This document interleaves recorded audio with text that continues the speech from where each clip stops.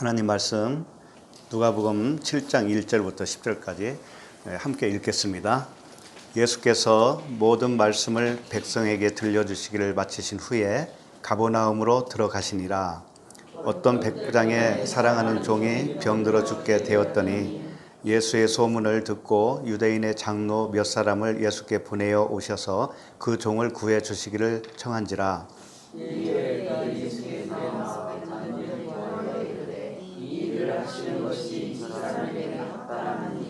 그가 우리 민족을 사랑하고 또한 우리를 위하여 회당을 지었나이다 하니,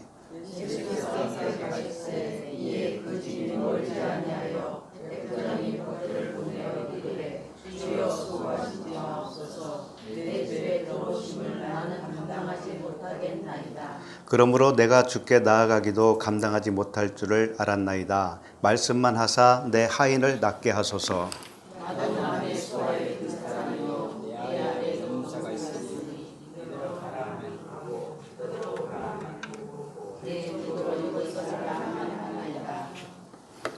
예수께서 들으시고 그를 놀랍게 여겨 돌이키사 따르는 무리에게 이르시되, 내가 너희에게 이르노니 이스라엘 중에서도 이만한 믿음은 만나보지 못하였노라 하시더라.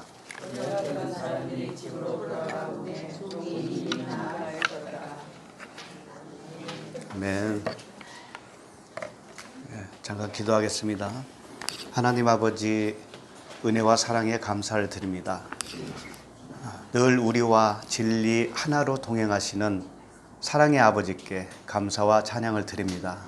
오늘도 생명의 말씀을 통하여 풍성한 은혜를 누리게 하여 주시옵소서. 오늘 이 주신 말씀을 통하여서 아버지의 그 사랑의 마음을 더 깊이 깨닫는 은혜를 허락하여 주시옵소서. 예수 그리스도 이름으로 기도드립니다. 아멘. 오늘 말씀 제목은 백부장의 믿음입니다. 백부장의 믿음. 오늘 내용을 보면 예수께서 가버나움에 가셨어요. 가버나움에 가셨는데 백부장이라고 하는, 백부장은 이제 로마의 백부장이라고 보면 되죠. 로마의 백부장. 백부장의 종이 병이 들었다 이겁니다. 그래서 예수님께 유대인의 장로를 보내서 우리 종을 좀 고쳐달라 이렇게 요청을 했지요. 그래서 예수님이 그 장로들과 함께 그 종의 집으로 갑니다. 백부장의 집으로 갑니다. 가는데 가까이 가니까 그 백부장이 누구를 보냈냐면 자기 벗들을 또 보냈습니다. 예수님께 벗들을 보내서 우리 집까지는 오실 필요 없습니다. 이렇게 말씀하셔요. 그렇게 했어요. 우리 집에 오는 것을 감당치 못하겠습니다. 예수님께 그렇게 벗을 통해서 기별을 한 겁니다. 그랬더니 예수님이 뭐라고 하셨냐면 이스라엘 중에서 이러한 믿음을 본 적이 없다. 이렇게 칭찬을 했습니다.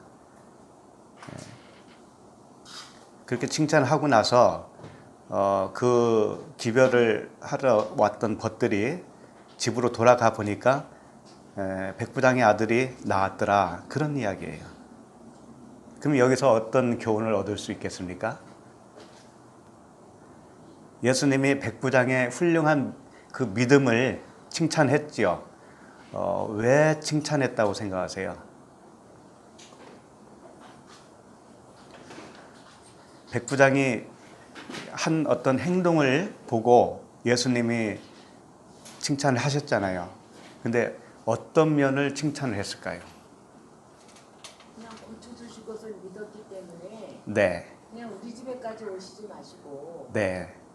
말씀만 해도 되겠다 뭐 이런 의미를 알았었어요. 그렇죠. 네. 네. 그 말씀도 틀린 게 아니에요. 네. 예. 그러니까 예를 들면 이제 우리 현실적으로 이야기하면 이제 목사님들이 주로 이제 지체가 좀 높으신 분들 있죠. 그러니까 우리 집 신방 올 필요 없이, 우리 집 신방 올 필요 없이 그냥 말씀만 해주세요. 기도만 해주세요. 이 믿음이 굉장한 훌륭한 믿음이라는 거죠. 그렇게 바라볼 수도 있겠죠. 또 다른 교훈이 있을까요?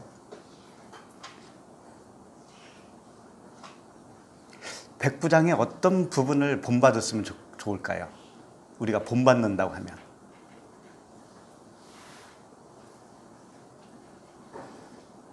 백부장이 2번이나 사람을 보냈어요. 처음에는 유대인의 장로들을 보냈죠. 2번째는 자기 벗들을 보냈습니다. 이렇게 보내서 우리 집에 올 필요 없다. 처음에는 우리 종을 좀 고쳐달라. 2번째는 우리 집까지 올 필요 없다. 이렇게 했다고요. 처음부터 오지 말라고 하지. 예수님이 그 집 가까이까지 갔거든요. 수고했잖아요. 처음부터 오지 말라고 그러지 왜? 이왕이면. 처음에는 다급해서 다급해서. 그리고 백부장이 자기 종을 너무 종인데도 불구하고 그렇게 네. 고쳐주려고 애쓰는 그 마음하고 네. 예수님을 이게 그냥 신뢰하는 그 믿음 그런 거죠. 너무 훌륭하다고 봅니다. 훌륭하죠. 네. 그러면 그 정도만 해도 얼마나 훌륭합니까? 그런데 참 하나님은 이 성경 말씀을 통해서 참 유머스럽다라는 것을 느꼈어요. 굉장히 유머 감각이 뛰어나신 분이 누구시다? 하나님이시다. 왜냐하면 이런 사건, 그런 비유, 이런 하나하나가 주님이 하시고자 하는 말씀은 알고 보면 싱거워요. 알고 보면 싱거운 것 같은데 그게 진리거든요. 진리. 근데 왜 그렇게 하실까? 우리의 생각을 부인시키기 위해서 그래요. 우리의 생각을. 우리 인간의 육신의 생각은 육신적인 생각이 어떤 한계점이 있어요. 하나님과 잘 맞지 않는 그 한계점이 있고 어긋나 있는 그런 것들을 이제 발견시키기 위한 거거든요. 그래서 곳곳마다 지뢰밭을 만들어 놓으셔요. 지뢰를. 그래서 그걸 밟고 터져야 내가 부인되잖아요. 그런 곳곳에 지뢰가 있어요. 지뢰가. 그래서 오늘 말씀도 예외 없이 그런 함정이 있더라 이겁니다. 함정. 저도 권사님이 말씀하신 대로 비슷하게 생각을 하셨고 했었고 그렇게 배웠고 그랬습니다. 그런데 이제 다시 그 말씀을 대해 보니까 다르게 보이기 시작한 거죠. 그래서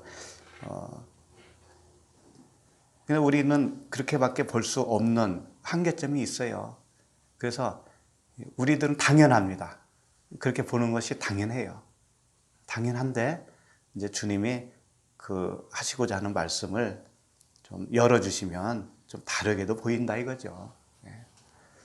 그러니까 이것은 내가 설교를 했다고 해서 이게 딱 정답이라고 말할 수는 없겠죠. 또 다른 분에게는 다르게 열릴 수도 있습니다.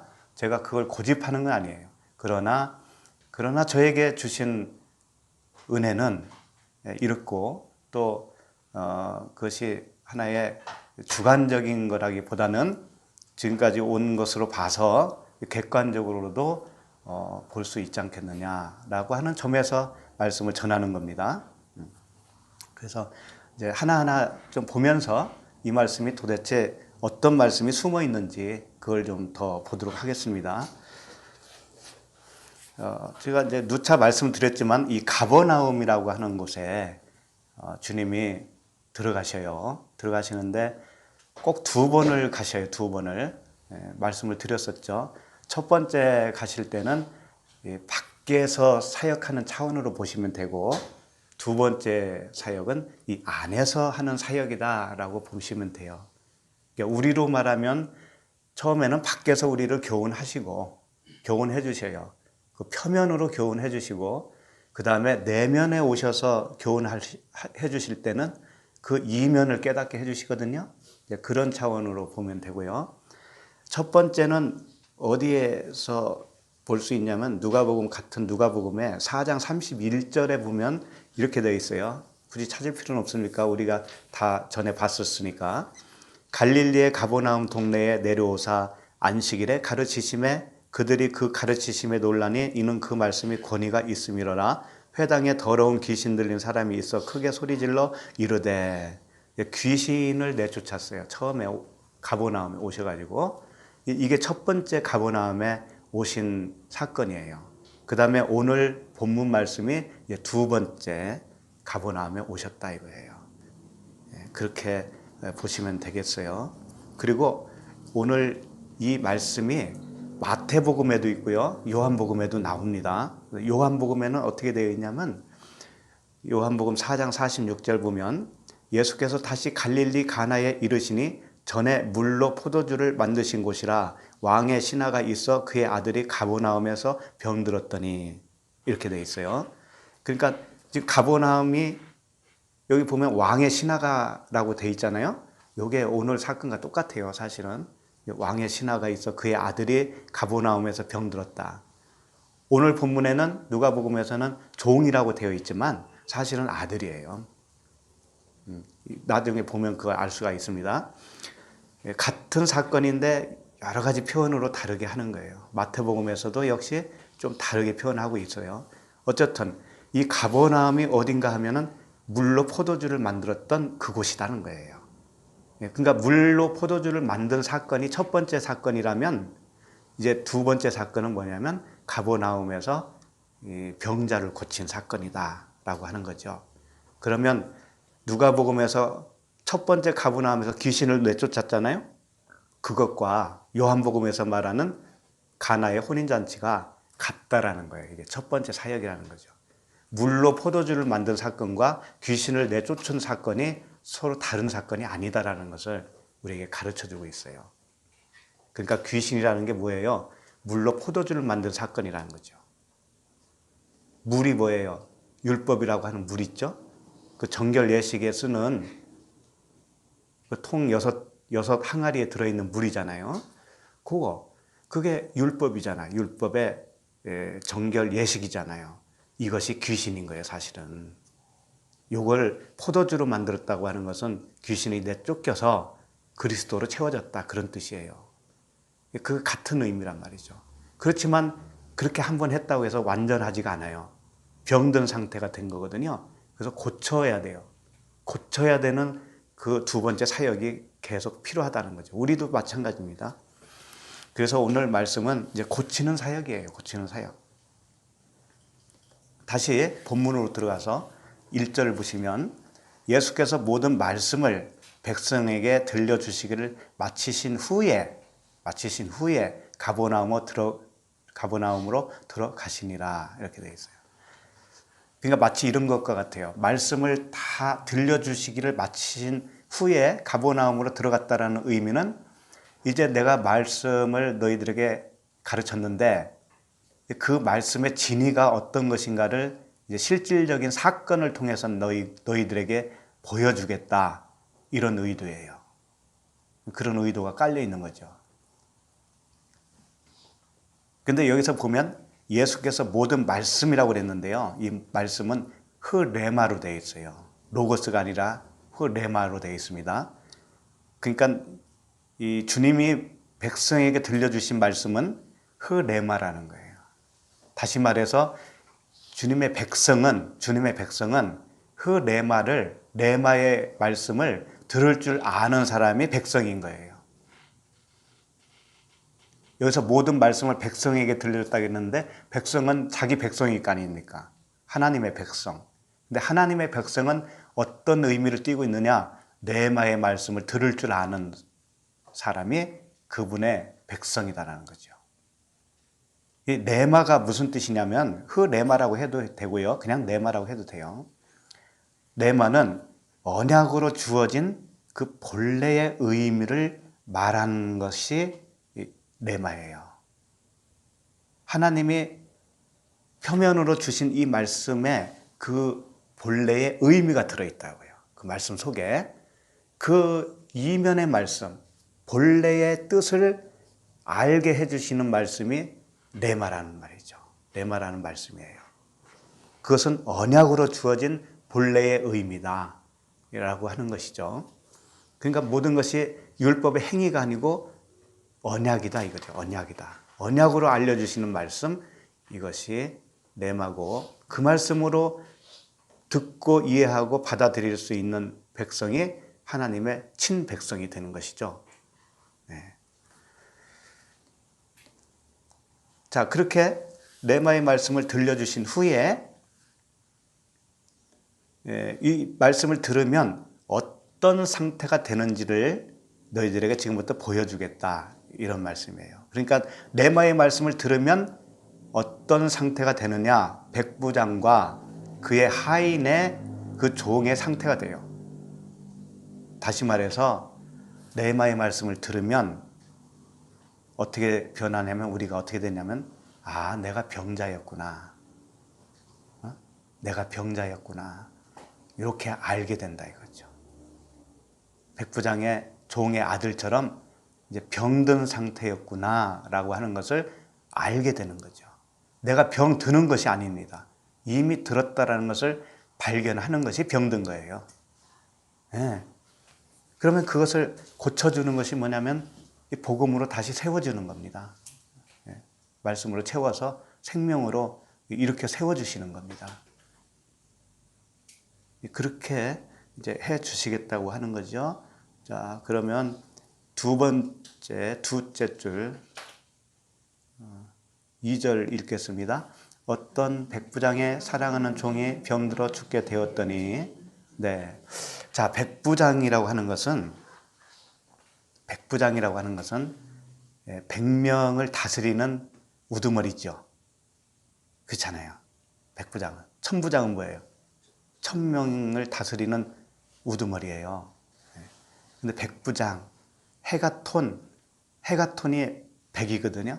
헤가톤, 타르케스 이렇게 되어 있는데, 이게 다른 게 아니고 그냥 100사람을 다스리는 대장, 이런 뜻이에요.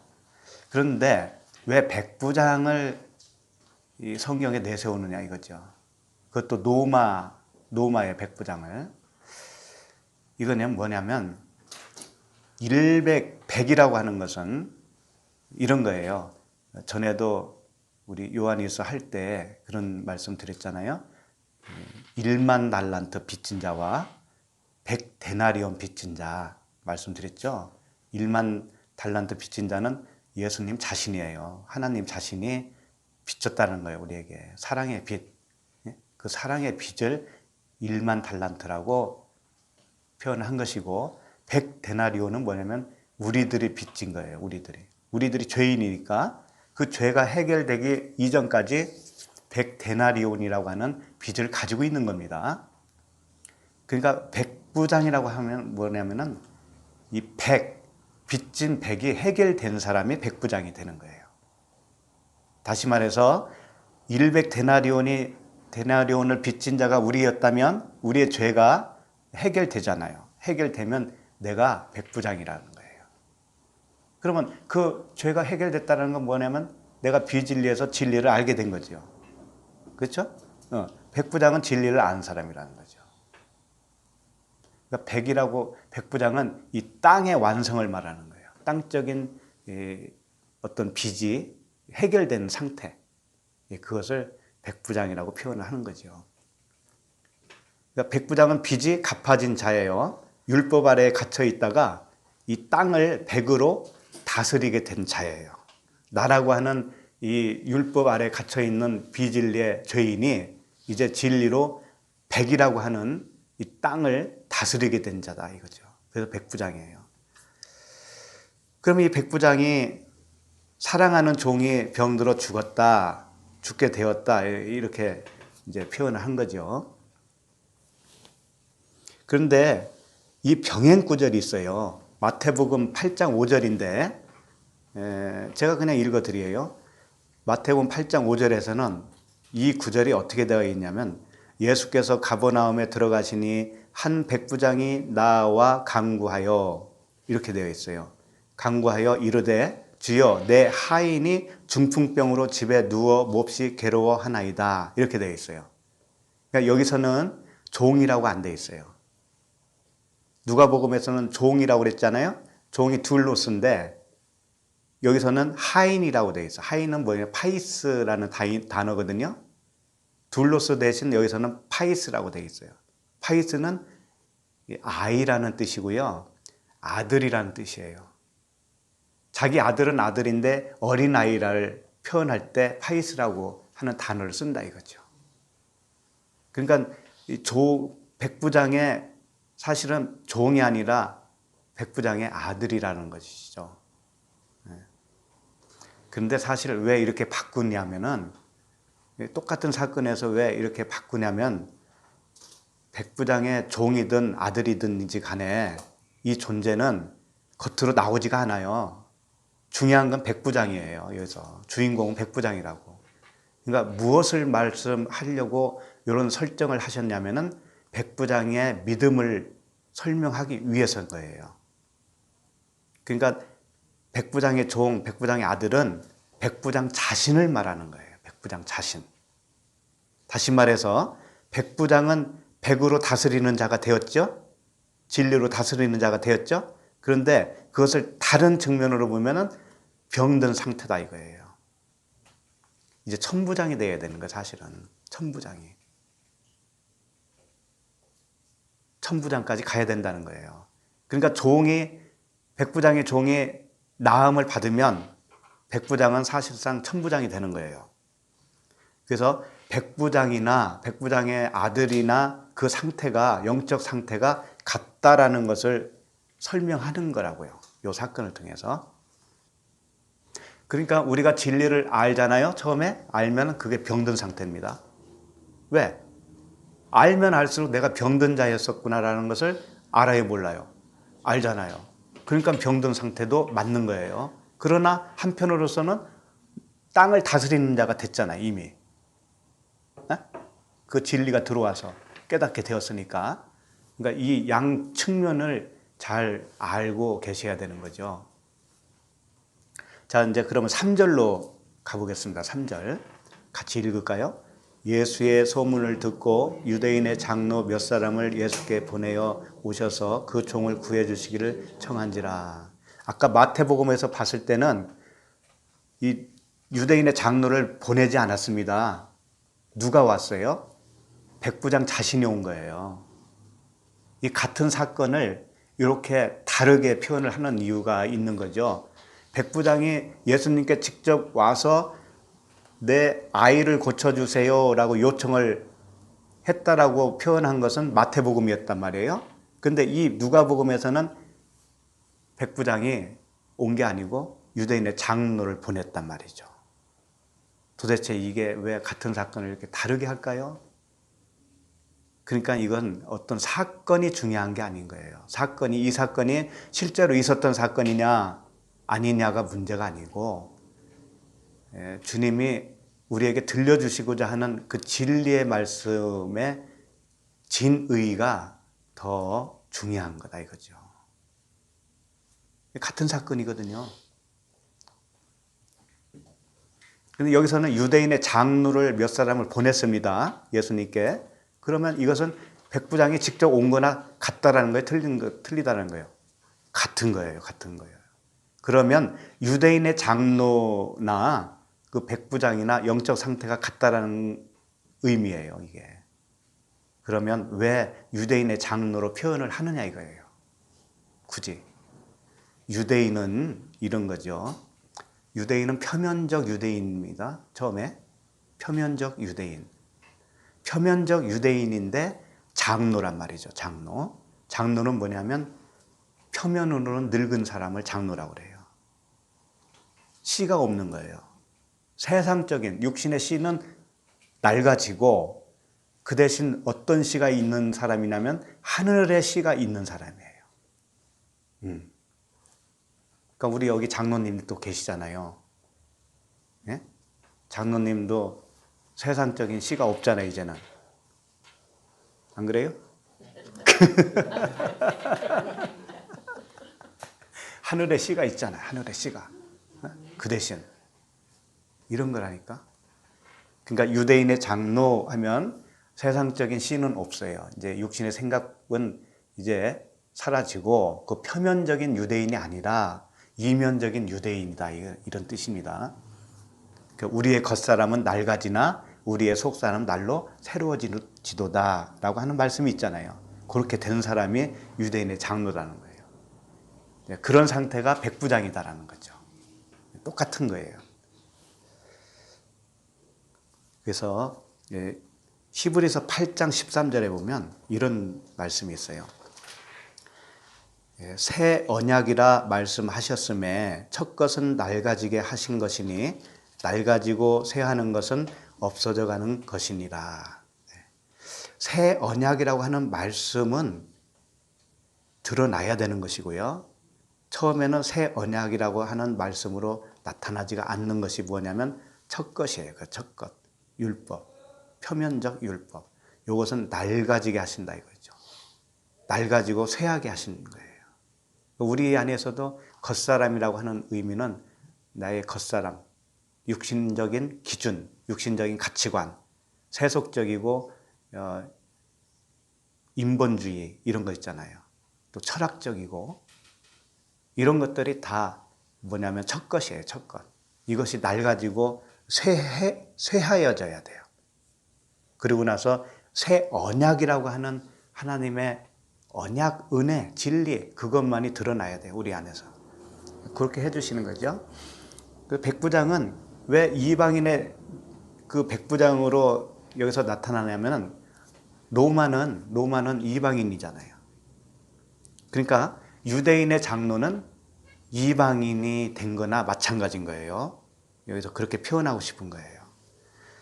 그러니까 쉽게 말해서 유대인이라고 하는 표면적 유대인에서 로마인과 같은 이 이방인 차원으로 너희들이 나와야 된다 이거예요. 이방인. 율법이라고 하는 법 아래에서 법이 없는 이방인. 이방인 로마인들은 유대인들이 지키는 그 법이 없잖아요. 그들에게는. 그러니까 그런 것처럼 너희들은 율법 아래에서 나와야 된다. 이것을 강력하게 말씀하고 계시는 겁니다. 자, 그렇게 하고요. 4절 보시면 4절로 이에 그들이 예수께 나아와 간절히 구하여 이르되 이 일을 하시는 것이 이 사람에게는 합당하나이다. 이제 유대인의 장로들이 와서 뭐라고 말씀을 하고 있느냐 하면은 백부장의 아들을 고쳐주는 것이 합당하다 이렇게 말을 하는 거예요. 왜 합당하냐면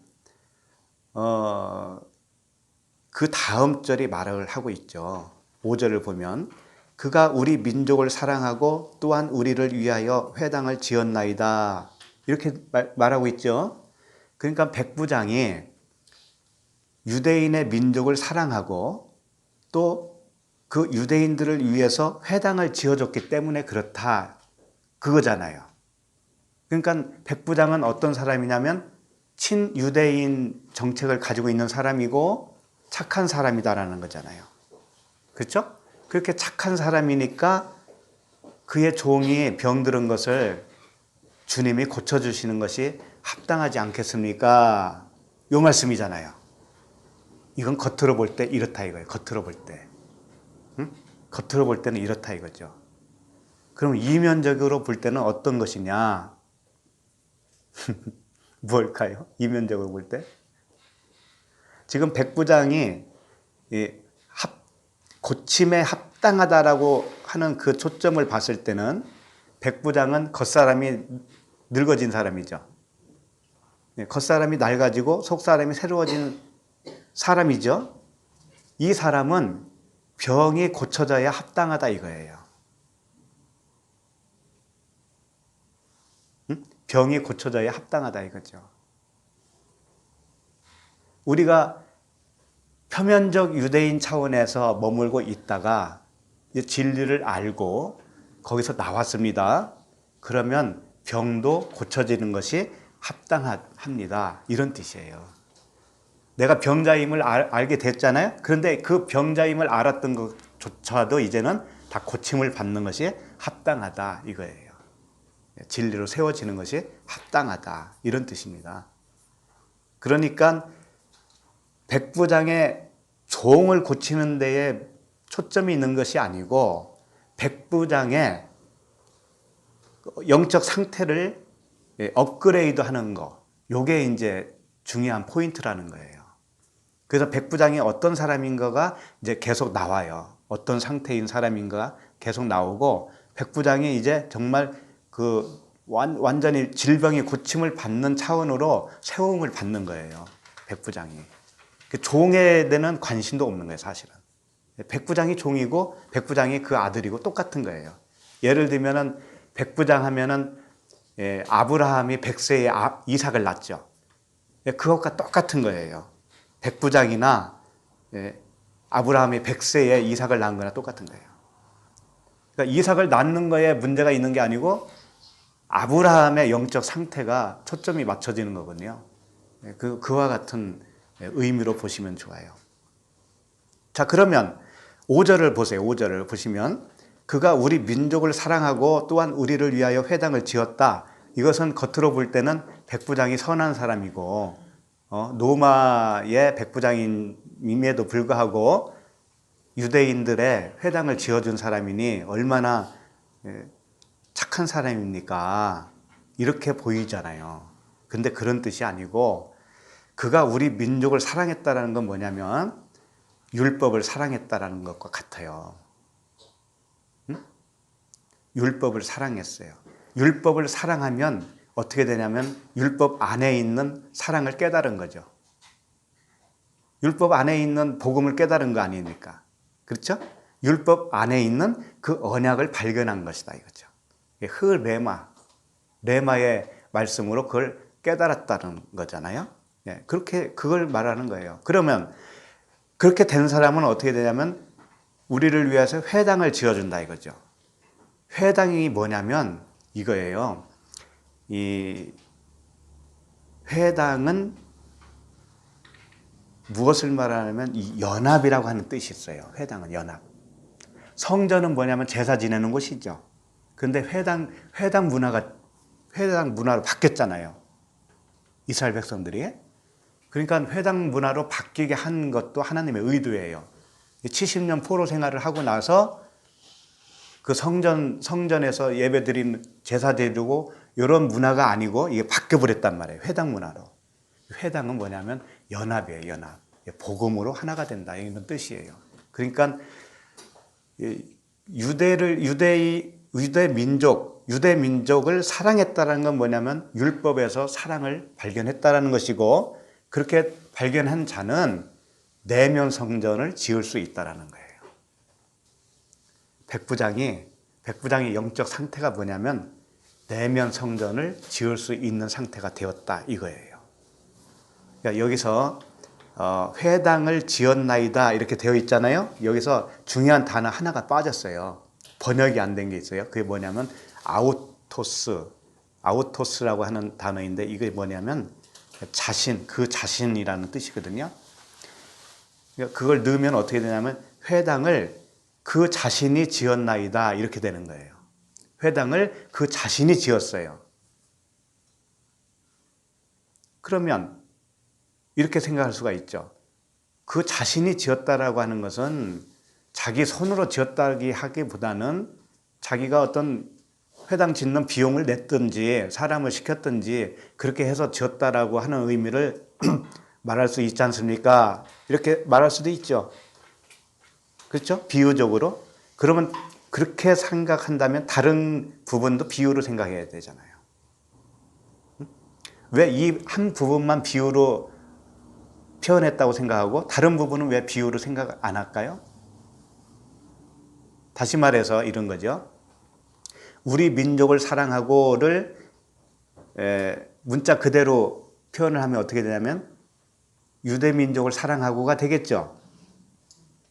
문자대로 한다면 그러면 그 자신이 회당을 지었다라고 하는 것도 문자적으로 그대로 해야 되잖아요. 그러면 자신의 손으로 지었다라는 거잖아요. 지은 것을. 그럼 말이 돼야 안 돼요. 똑같이 의미로 받아들여야 된다 이거지 내 얘기는. 우리 민족을 사랑했다라고 하는 것도 비유로 받아들이게 되면 자기 자신이 회당을 지었다라는 것도 비유로 받아들여야 되잖아요. 똑같이. 좀 어려운가요? 그럼 이제 비유로 받아들여 봅시다. 그러면 우리 민족을 사랑했다고 하는 것은 내가 말씀 이미 드렸어요. 율법을 사랑하는 거라고 했죠? 그러면 자기 자신이 회당을 지었다라는 것은 자기 내명 성전을 자기가 지었다라고 받아들일 수 있지 않느냐 이거지, 내 얘기는. 그죠? 예, 예. 그 말씀이에요. 그러니까 자기 자신이 재료가 되어서 성전을 지었다라는 거예요. 자기 자신이 재료가 된 거예요. 자기 자신이. 그러니까 이 말씀 속에서는 백부장이 어떤 상태인가를 유대인의 장로, 우리 민족을 사랑하고 이런 것들을 이용해서 백부장의 영적 상태를 표현해 주고 있어요. 왜 유대인의 장로를 보냈겠어요? 그리고 오지 말라고 처음부터 얘기하시지. 그리고 집에 가까이 오니까 또 벗을 보냅니다. 참 희한한 일들을 하고 있는 거죠. 네? 현실적으로 맞지 않는 말씀들이에요, 이게. 자, 그러면 6절을 보겠습니다. 6절. 예수께서 함께 가실새 이에 그 집이 멀지 아니하여 백부장이 벗들을 보내어 이르되 주여 수고하지 마옵소서 내 집에 들어오심을 나는 감당하지 못하겠나이다. 자, 여기서 또 이상한 일이 벌어지잖아요. 예수께서 함께 가시는 거예요. 유대인의 장로들과 함께 가고 있는 겁니다. 백부장의 집을 향해서 가고 있어요. 가는데 그 집이 멀지 아니하여 백부장이 벗들을 또 보낸 겁니다.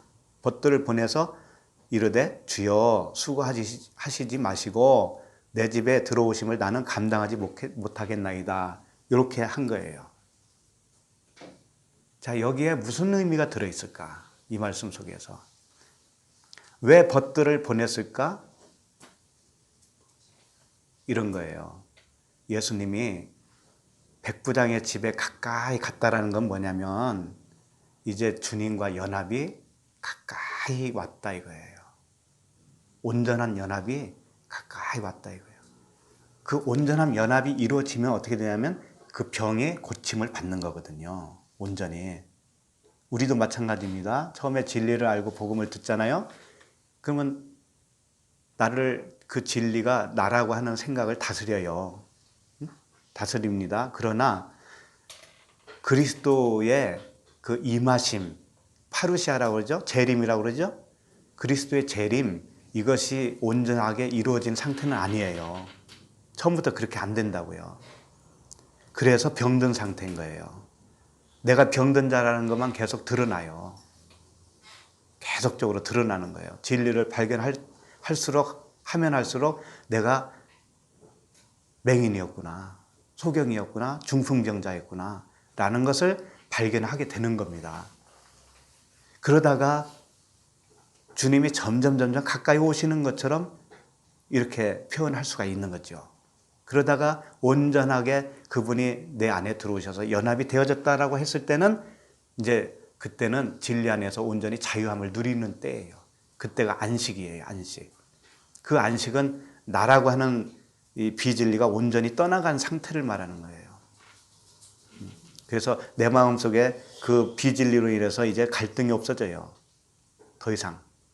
그런 상태가 온다 이거죠. 그렇게 집이 멀지 아니하여라고 하는 표현이 그걸 말하고 있어요. 백부장의 집에 점점 가까이, 그 재림이 가까이 임하는 거예요. 그러니까 뭐라고 하냐면은 벗들을 보냈다고 그러죠. 이 벗은 친구예요. 필로스라고 하는 단어이고요. 이 친구예요, 친구. 친구라고 하는 의미는 이 백부장과 같은 의미예요. 같은 동료라고 보면 돼요. 백부장 자신을 또 보낸 겁니다. 마태복음이나 요한복음에는 이런 사람들이 등장 안 해요. 그냥 백부장이 직접 가서 예수님께 말씀한 거거든요. 그러니까 이 필로스, 벗도 백부장 자신을 말하는 것이고 유대인의 장로도 역시 백부장 자신을 말하고 있는 거예요. 자신이 가서 말을 한 거예요. 그러나 누가복음에서는 이렇게 유대인의 장로를 보내고 두 번째는 자기의 친구를 보내는 것처럼 이렇게 나오는 거예요. 자기 영적 상태를 말하는 거다 이거죠. 처음에는 유대인의 장로이며 그 다음에는 친구다 이거예요. 주님이 그랬잖아요. 우리에게 내가 너희들의 친구다. 차원이 더 가까워지는 거예요. 더욱 더 가까워지는 거예요. 유대인의 장로라고 하는 그런 차원에서 이제 벗이 돼버린 거예요. 이렇게 표현해주고 있는 것이죠. 그래서 뭐라고 하냐면은 나에게 오는 거, 우리 집에 오는 거, 그것을 하지 말라는 거죠. 수고하지 말라는 거예요. 이 뜻이 뭘까요? 주여 수고하시지 마옵소서 내 집에 들어오심을 나는 감당하지 못하겠나이다. 이 뜻이 뭘까요? 여기서 내 집에 들어오심을 나는 감당하지 못하겠다고 했는데 이 집이 뭐냐면 스테게라고 하는 단어인데요. 지붕이라는 뜻이에요. 지붕. 그러니까 지붕 아래로 오시는 것을 나는 감당 못합니다. 이렇게 말을 한 거거든요. 그러면 우리가 전에도 봤지만 중풍병자 들린 들것에 실려왔잖아요. 무엇을 뜯었어요? 그렇죠. 지붕을 뜯었죠. 그 지붕이 뭘까요? 그것도 역시 율법이잖아요. 율법. 말씀이에요, 말씀. 말씀인데 우리가 눈이 감겨서 그 이면을 보지 못하는 표면의 말씀을 말하고 있죠. 그게 지붕이에요. 그 지붕 밑으로 주님이 오시는 걸 나는 감당하지 못하겠다 이런 의미란 말이에요. 그 의미가 뭘까? 지붕 밑으로 오는 것을, 지붕 아래로 들어오시는 것을 나는 감당하지 못하겠다. 들어오시는 것이 뭐냐면 수고하신다라고 표현한 거거든요. 우리 집에 오는 수고를 하실 필요 없어요. 이제는 그게 무슨 뜻이냐면 이제는 나를 율법으로 가르칠 필요 없어요. 더 이상 율법으로 가르치는 수고를 하실 필요 없습니다. 이런 뜻이에요.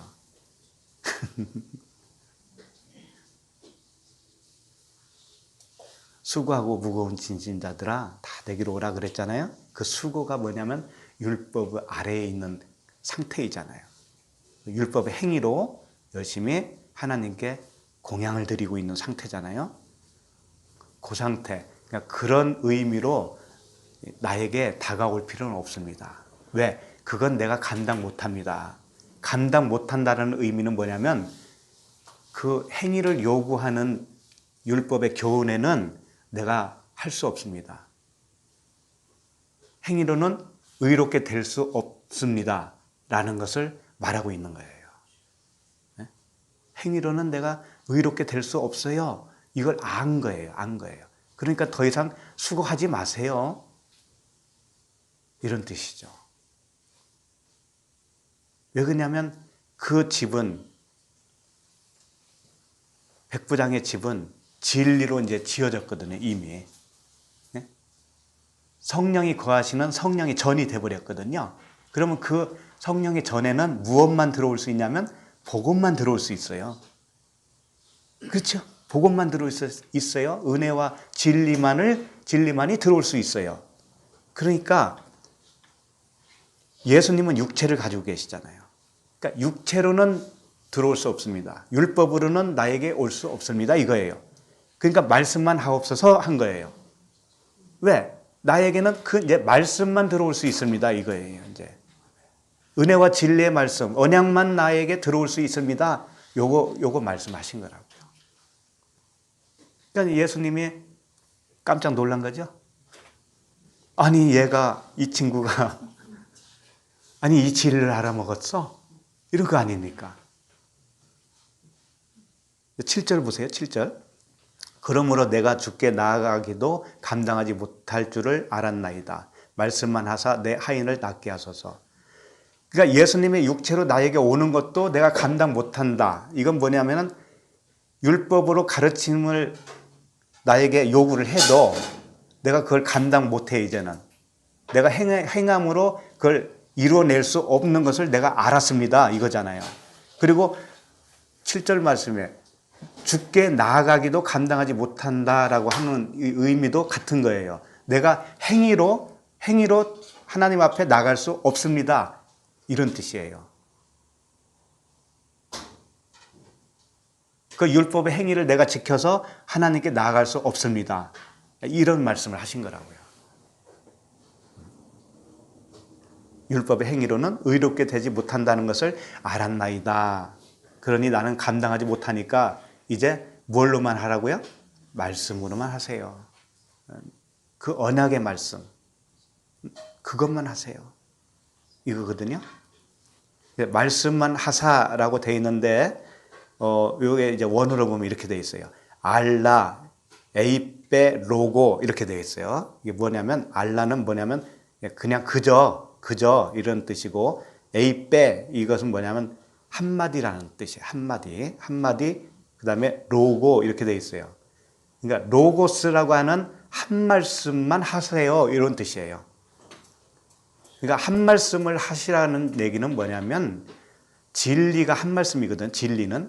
진리라고 하는 그 말씀을 하시고 율법이라고 하는 그 수많은 조항으로 하지 마세요. 이런 뜻이에요. 율법은 수많은 조항이에요. 우리에게 요구하잖아요.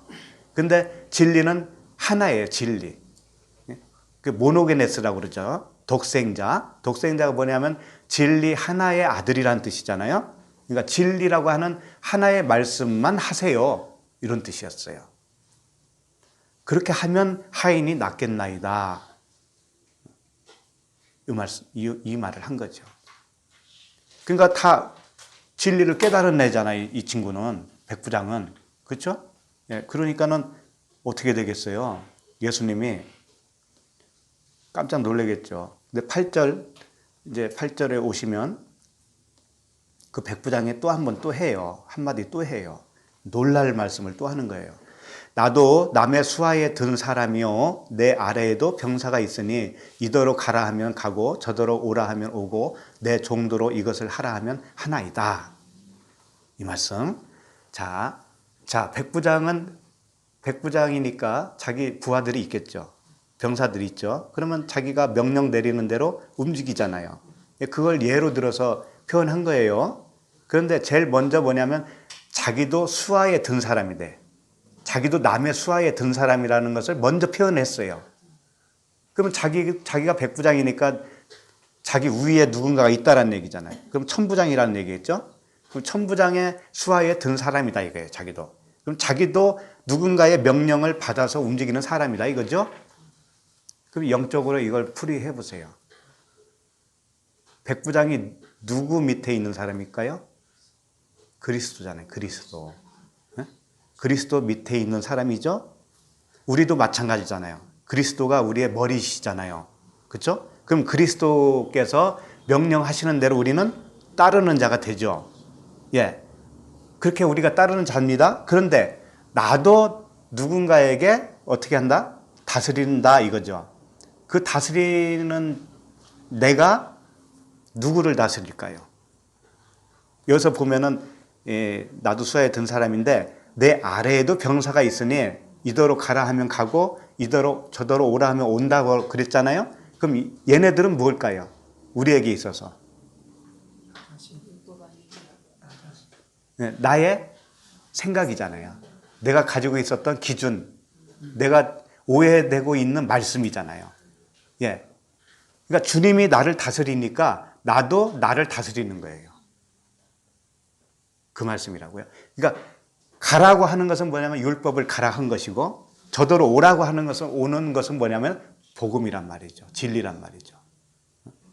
나도 그렇게 할 수 있다라는 거예요.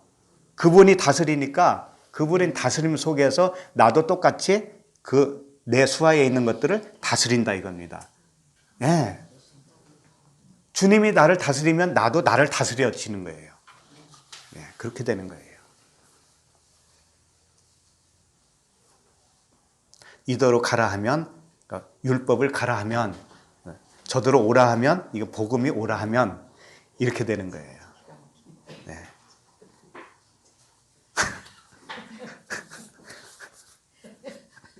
그냥 내가 가르치잖아. 그렇게 생각하는데. 큰 기도. 그러니까. 예. 그래서 요한복음 15장 7절에 이런 말씀하세요. 너희가 내 안에 거하고 내 말이 너희 안에 거하면 무엇이든지 원하는 대로 구하라. 그리하면 이루리라. 이런 말씀 있죠. 그러니까 너희가 내 안에 예수님과 연합이 되어지면 무엇이든지 구하라는 거죠. 원하는 대로. 그것이 뭐냐면 나를 다스리는 거라고요. 내가 구하는 대로 다스려지는 거예요. 근데 그것은 급나거라 뚝딱 이런 말씀이 아니잖아요. 다 말씀과 관련된 말씀이잖아요, 이게. 예? 그 원하는 것도 말씀이잖아요. 예.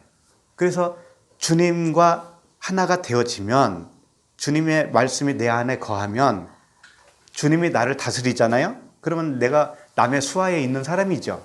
예, 그러면 내가 원함이 있을 거 아니에요. 무엇이든지 원하는 대로 구하라 그랬잖아요. 그렇게 구하는 것이 뭐냐면 나를 다스리는 거예요, 그게. 그러면 그렇게 된다라는 거예요. 그렇게 된다. 예. 자, 9절로 갑니다. 9절. 예수께서 들으시고 그를 놀랍게 여겨 돌이키사. 이제 예수님이 놀란 거예요, 여기서. 아니, 예수님이 놀랄 일이 뭐가 있겠어요? 백부장이, 아유, 이 지체 높은 양반, 예수님, 이분이 우리 집에, 이 누추한 집에 어떻게 들어와요? 들어오지 마시고, 그냥 말씀만 하세요. 그러니까 예수님이 감동해가지고, 아이고, 이 백부장, 겸손한 이 백부장, 대단하네. 그랬을 것 같아요. 아니, 놀라고 뭐라고 했냐면은, 우리에게 이르시되 내가 너희에게 이르노니 이스라엘 중에서도 이만한 믿음을 만나보지 못하였노라. 아주 최고의 믿음으로 쳐줬잖아요. 우리 집에 들어오는 거 감당하지 못해요. 이렇게 겸손하게 말하니까 최고의 믿음으로 쳐줬을까요? 그런 게 아닐 거 아니에요.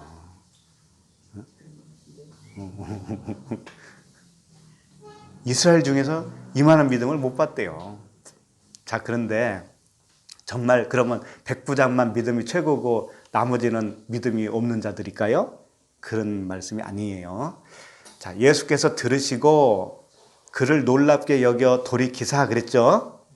이 돌이켰다라는 건 뭐냐면 이런 거예요. 이 백부장 집으로 향하던 그 예수님께서 뒤로 돌이킨 거예요. 뒤로 돌이키면 뒤에 따르는 무리가 있죠. 무리. 이 무리는 뭐냐면 이 오합지졸이에요. 오합지졸. 그러니까 믿음이 없는 자들이에요. 근데 믿음이 없는 자들이 어떤 자들이 믿음이 없는 자들이냐면 표면적 그 유대인에서 나오지 못한 사람들. 그 율법 아래 갇혀 있는 사람들이 오합지졸이라는 거예요. 그들을 향해서 주님의 말씀을 하고 있는 거예요. 돌이켰다고 하는 것은 돌이켜서 그들에게 이르시되 그 무리에게 이르시되 내가 너희에게 이르노니 이스라엘 중에서도 이렇게 되어 있죠. 그러니까 이스라엘 중에서도 하니까는 이스라엘 중에서도 이만한 믿음을 못 보고 저 이방에서도 못 보고 온 천지에서 이만한 믿음을 못 봤다라는 뉘앙스가 되잖아요. 이스라엘 중에서도 이 도자 하나가 그렇단 말이에요. 그게 아니라는 거죠. 이스라엘 안에서는 이런 뜻이에요. 이스라엘 중에서는 이렇게 돼야 돼요. 번역이. N이라고 하는 안이라고 하는 뜻이 그 단어가 되어 있어요. 이스라엘 N 안에서 이런 뜻이에요. 그러니까 이게 무슨 얘기냐면 이스라엘 안에서는 이라는 뜻은 뭐냐면 표면적 이스라엘 안에서는 이 믿음을 볼 수 없다 이런 뜻이에요.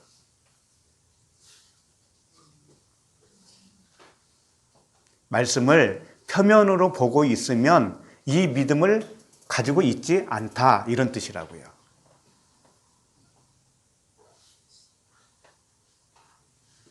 그래서 표면적 유대인이 유대인이 아니요 이면적 유대인이 진짜 유대인이라고 그랬잖아요.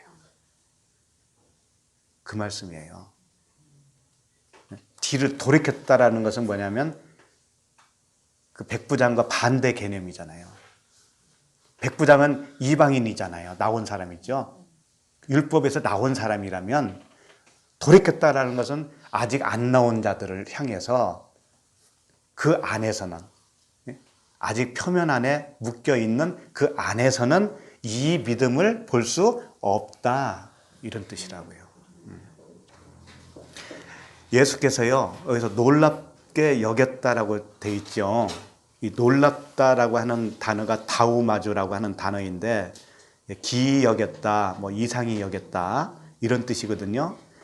주님이 기이 여겼다라고 하는 행동을 딱 2번 하셨어요. 지금 이 본문에서 한 번을 하신 거예요. 놀라신 거예요. 이것은 백부장의 믿음을 보고 놀란 것이고요. 백부장의 믿음을 기이 여긴 겁니다. 그런데 또 한 번 언제 기이 여겼냐면 제가 읽어드립니다. 마가복음 6장 6절이에요. 여기 보면 그들이 믿지 않음을 이상히 여기셨더라. 이게 다우마주예요. 이상히 여겼다, 기이 여겼다, 놀랍게 여겼다. 그런 뜻이거든요. 그들이 믿지 않음을 보고 놀랍게 여긴 거예요. 주님은. 그러니까 주님은 2번 놀라시는데 첫 번째는 얘네들이 못 믿는 거 보고 놀래고 두 번째는 얘 믿는 거 보고 놀라는 거예요. 그러니까 이 놀랬다라는 의미도 예수님이 그냥 뭐 놀랬다 이런 그 감정을 표현한 것이 아니고 주님이 놀란 것은 뭐냐면 주님이 죽어주시는 겁니다. 주님이 죽는 거예요. 죽어주시는 거예요. 무슨 의미냐면 율법이 복음으로 변하면 그게 죽는 거잖아요. 율법이. 그렇죠? 그러니까 처음에는 안 믿는 것을 보고 놀랬다라는 것은 얘네들이 못 믿으니까 내가 죽어줘야 되잖아. 죽어주셔야 되니까 놀라는 것이고 이제는 믿은 걸 보고 내가 죽은 거야 이게. 내가 죽었거든. 율법이 죽은 거야. 이렇게 놀래주시는 거다고요. 그래서 이 요한일서 3장 13절에 보면은요. 읽어드립니다. 요한복음 3장 13절에 형제들아 세상이 너희를 미워하여도 이상히 여기지 말라. 이게 이제 다우마조예요. 이상히 여기지 말라. 형제들아 세상이 너희를 미워하여도 이상히 여기지 말라. 그러니까 세상은 너희를 미워하는 게 당연한 거야. 이거 이상히 여기지 마. 놀라지 마. 왜 그러냐면 주님이 놀래줬으니까. 내가 놀래줄 거야. 너는 놀라지 마. 그런 뜻이에요. 쉽게 말해서.